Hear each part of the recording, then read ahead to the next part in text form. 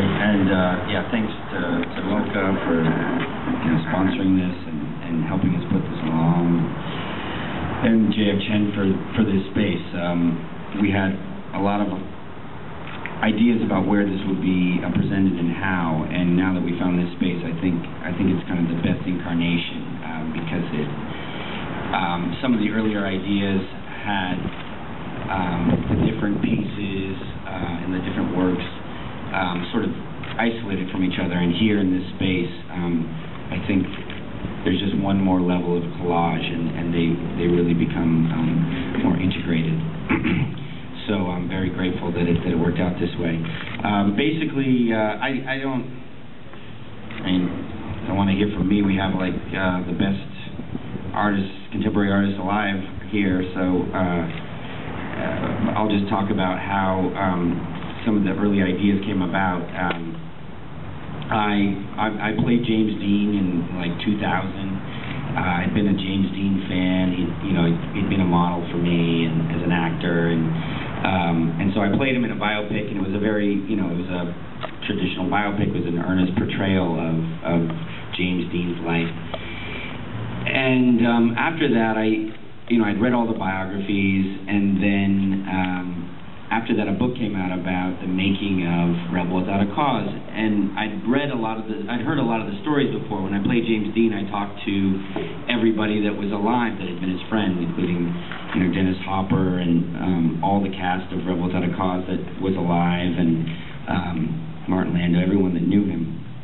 And so I knew a lot of the stories, but once I saw them all together, I thought, well, there's so much more in this film and also behind the scenes of this film that hasn't been touched on. In a lot of ways over the past 50 years, this film has been mined in superficial ways. You can see storylines or certain forms of teen rebellion echoing in every new generation's movies, but that there was still something underneath that hadn't been mined, and so that led to the early idea of just, conventional idea of just making a film about the making of Rebel Without a Cause. But I quickly thought, well, that'll be a little too precious. That will, the original film really struck a chord. It was something that was new, and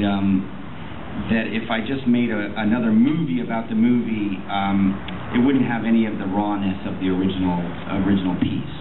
And so that led to this idea of breaking it up into sections, the behind-the-scenes scenes that were never shot, the idea of the automobile and the motorcycle as kind of abstract representations of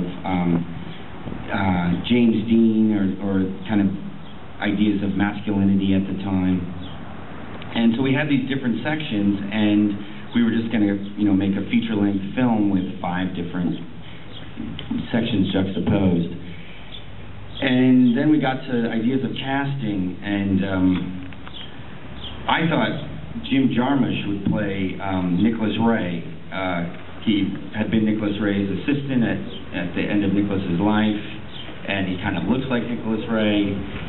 And then my producing partner, Vince Jolivet, said, how about Paul McCarthy?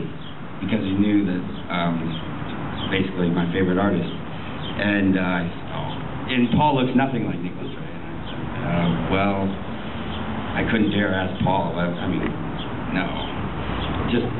But then that kind of led to the idea of, well, why just waste him as, by casting him as an actor? Why not cast him as an artist or collaborate with him? And that really opened the door to this idea that every section could be a collaboration, and that by turning it over, or turning a lot of it over to other artists, I would get several things. I would get to work with people that aren't necessarily coming, from the conventional film world, so they won't be as precious with the material, but it will also take it away from me and all my kind of connections to the film, the original film.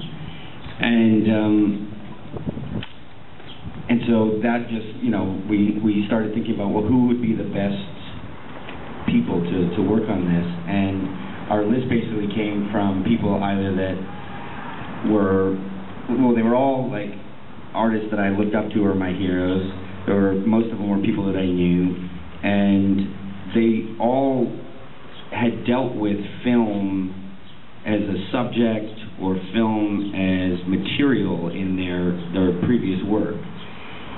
And so naturally we, you know, Douglas Gordon, you know, multiple, you know, pieces from 24 Hour Psycho to, you know, he's used Taxi Driver, Searchers, and everything in his pieces. Aaron, who I guess went to film school even before he was an artist.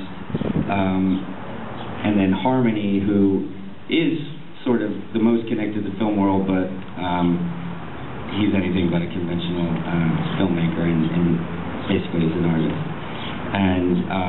And then Ed, who I suppose is connected because we thought, well, this movie is, you know, a seminal piece in Hollywood history, in LA history, and that if we're merging the film world and the art world, then, you know, we'll use Ed, who is, you know, kind of the godfather of the LA art world. So we just brought them together, and they were basic ideas, but all of these artists, you know, took it and like really ran, and it became something bigger than, you know, we ever imagined, and so that's where we are. So I guess we're all gonna talk.